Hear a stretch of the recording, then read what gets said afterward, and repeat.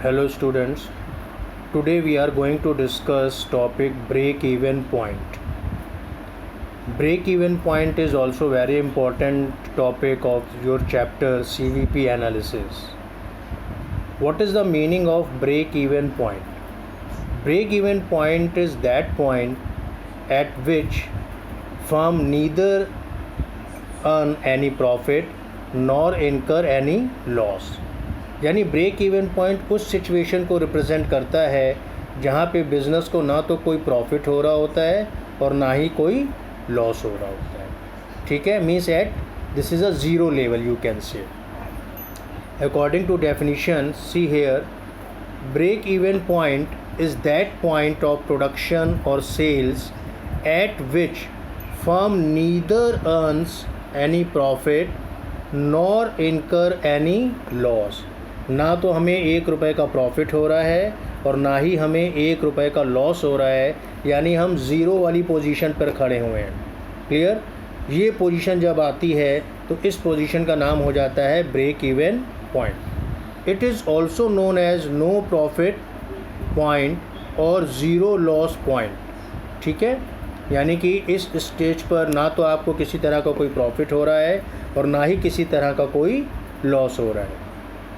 मतलब समझिए जैसे कि सपोज़ करिए कि हमारे एक पेन का सेलिंग प्राइस 1 रुपये है और उसकी कॉस्ट भी कितनी है, 1 रुपये. तो अब अगर मान लीजिए हम अपने पेन को 1 रुपये में बेचें तो क्या हमें कुछ प्रॉफिट होगा? नहीं. क्यों प्रॉफिट नहीं होगा? क्योंकि उसकी कॉस्ट भी 1 रुपये आ रही है. Total cost of the pen is also 1 rupee and our selling price is also 1 rupee. Total cost is equal to total revenue. That means no profit and no loss situation. अब इसको थोड़ा reverse करें. मान लीजिए अवर total cost बोले तो variable cost plus fix cost of 1 pen is comes ₹1 and our selling price is ₹2. तो क्या हमें प्रॉफिट होगा? यस, क्योंकि हमारा सेलिंग प्राइस 2 रुपीज़ है और कॉस्ट प्राइस कितना है, 1 रुपी. तो प्रॉफिट इज़ ₹1. तो ये पोजीशन ब्रेक इवन पॉइंट की नहीं है क्योंकि अब हमें प्रॉफिट होना शुरू हो गया है. Second case, suppose our cost is 1 rupee. ठीक है, and our selling price is 0.50. तो क्या हमें प्रॉफिट होगा? नहीं. तो हमें क्या होगा? Loss of ₹50.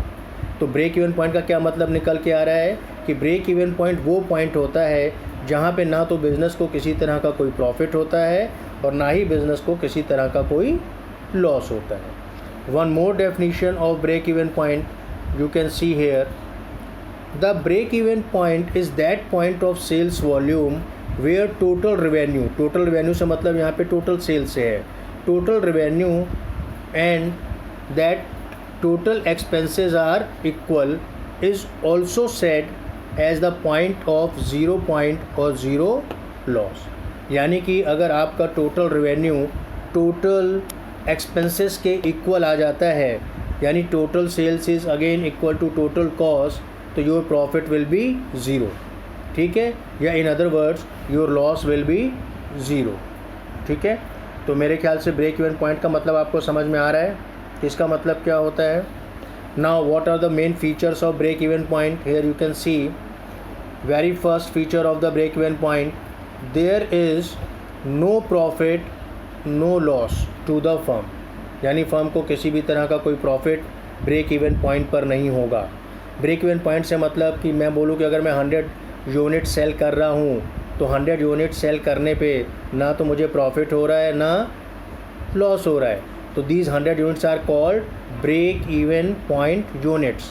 या दूसरे शब्दों में मैं बोलूँ कि अगर मैं 1 लाख रुपए की सेल्स करता हूँ तो ना तो मुझे प्रॉफिट हो रहा है ना लॉस हो रहा है, तो this 1 lakh rupees called break even point amount. तो ब्रेक इवन पॉइंट आप यूनिट्स में भी कैलकुलेट कर सकते हो और इन टर्म्स ऑफ रुपी भी कैलकुलेट कर सकते हो. ठीक है. Next feature of the break even point, total revenue is equal to total cost. Total revenue means once again same thing, total sales value of your product is equal to total cost. Total cost means variable cost plus fixed cost. And third most important feature of the break even point is contribution. Contribution का formula मैं last lecture में explain कर चुका हूँ, sales minus variable cost is equal to contribution. मैंने आपको last time पे marginal equation बताई थी जिसमें मैंने आपको समझाया था सेल्स माइनस वेरिएबल कॉस्ट, तो you get contribution. Contribution is a pre stage profit. After getting contribution you subtract fix cost, contribution minus fix cost, finally you get the profit. तो यहाँ पे थर्ड पॉइंट में क्या बोल रहा है, contribution यानी sales minus variable cost is equal to fix cost, यानी कि ब्रेक इवन पॉइंट पर your contribution is just sufficient या just equal to recover its fix cost. यानी कि मान लीजिए कंट्रीब्यूशन 10 रुपये आ रहा है और आपकी फ़िक्स कॉस्ट भी 10 रुपये है, तो फॉर्मूला क्या है, कंट्रीब्यूशन माइनस फिक्स कॉस्ट, तो 10 माइनस 10 आंसर विल कम 0। तो ये बहुत इंपॉर्टेंट पॉइंट है कि at break even point, new definition कि at break even point contribution is just sufficient to recover the fixed cost of the production. Clear? ये point clear हो रहा है स्टूडेंट्स? इसमें कहीं पे कोई डाउट आपको नहीं? अब इसके बाद बात करते हैं हम लोग पीवी रेशियो की। See PV ratio, profit volume ratio. It is PV ratio का फॉर्मूला भी मैं लास्ट टाइम डिस्कस कर चुका हूँ। PV ratio is equal to contribution upon sales into 100। लेकिन क्या बोल रहे हैं यहाँ पे पीवी रेशियो के regarding, it is a ratio of contribution to sales, ठीक है, is express generally in terms of percentage. तो कंट्रीब्यूशन का फॉर्मूला, पीवी रेशियो का फॉर्मूला क्या मिल रहा है कि आप कंट्रीब्यूशन और सेल्स के बीच में रिलेशनशिप इस्टेब्लिश करते हो। क्लियर? और इसको रिप्रेजेंट किस फॉर्म में करते हो, परसेंटेज की फॉर्म में। तो फॉर्मूला क्या बनता दिखाई दे रहा है, PV ratio is equal to contribution upon sales into 100, और आंसर इसका हमेशा परसेंटेज में आएगा। ठीक है। One more important point regarding PV ratio, PV ratio is one of the most important ratio for studying the profitability of operations of a business. अगर किसी business का पीवी रेशियो ज़्यादा है तो हम बोलेंगे कि इस बिज़नेस की प्रॉफिटेबिलिटी ज़्यादा है। मान लीजिए दो बिज़नेस हैं, बिज़नेस ए और बिज़नेस बी। बिज़नेस ए का आपका पीवी रेशियो 40% आ रहा है और बिज़नेस बी का प्रॉफिटेबिलिटी रेशियो 20% आ रहा है। तो which business is more profitable? Business A. Why? Because PV ratio is much higher in comparison to business B. ठीक है। And PV ratio for different products can be used to find out which product is more profitable. मान लीजिए आप 3 product बना रहे हो, product ए, B और सी एक ही फैक्ट्री में। प्रोडक्ट ए आपको 10% का पीवी रेशियो दे रहा है, प्रोडक्ट बी आपको 20% का पीवी रेशियो दे रहा है और प्रोडक्ट सी आपको 30% का पीवी रेशियो दे रहा है। तो एज अ मैनेजमेंट आप क्या डिसाइड करोगे कि भैया प्रोडक्ट सी को ज़्यादा से ज़्यादा बनाया जाए। क्यों? क्योंकि प्रोडक्ट सी का पीवी रेशियो सबसे ज़्यादा है और इससे हमारी प्रॉफिटेबिलिटी इंक्रीज़ हो जाएगी। Higher the PV ratio more will be the profit and lower the PV ratio lesser will be the profit. क्योंकि पीवी रेशियो का फॉर्मूला क्लियर कट दिख रहा है आपको कि कंट्रीब्यूशन अपॉन सेल्स इनटू 100, यानी जो प्रोडक्ट हमें ज़्यादा कंट्रीब्यूट करेगा उस प्रोडक्ट को बनाने में हमारा इंटरेस्ट ज़्यादा होगा और जिस प्रोडक्ट का कंट्रीब्यूशन ज़्यादा होगा नॉर्मली उसका पीवी रेशियो भी ज़्यादा होगा। Clear? This is also very important जो हम अब डिस्कस करने जा रहे हैं। The ratio can be improved by, PV ratio को कैसे इम्प्रूव कर सकते हैं, कैसे इंक्रीज़ कर सकते हैं? Increasing the selling price per unit. यानी एक तरीका तो ये है कि हम अपने प्रोडक्ट का सेलिंग प्राइस बढ़ा दें तो हमारा पीवी रेशियो बढ़ जाएगा।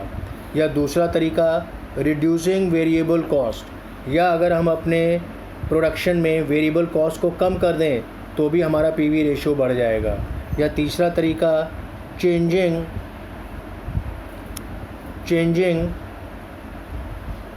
The sales mix by switching the production to products showing higher PV ratio. जैसे कि मैंने अभी आपको एग्जांपल दिया था कि आप 3 प्रोडक्ट बना रहे हो ए, बी और सी, तो इसमें से जो प्रोडक्ट मिक्स आप इस तरह से मिक्सिंग करिए ए, बी और सी की कि जो प्रोडक्ट आपको ज़्यादा पीवी रेशियो दे रहा हो आप उसको ज़्यादा से ज़्यादा बनाओ, तो इससे भी आपका PV overall PV ratio will be increase. Most important formula या basic formula for PV ratio is equal to contribution upon sales into 100। Clear. और कंट्रीब्यूशन को हम कैसे एक्सप्रेस कर सकते हैं ये भी मैं आपको एक्सप्लेन कर चुका हूँ। Sales minus variable cost, contribution को लिख सकते हैं सेल्स माइनस वेरिएबल कॉस्ट, तो sales minus variable cost upon sales into 100। This is your formula for PV ratio. Numerical मैं नेक्स्ट टर्न पे आपको एक्सप्लेन करूँगा। That's all for today. Thank you.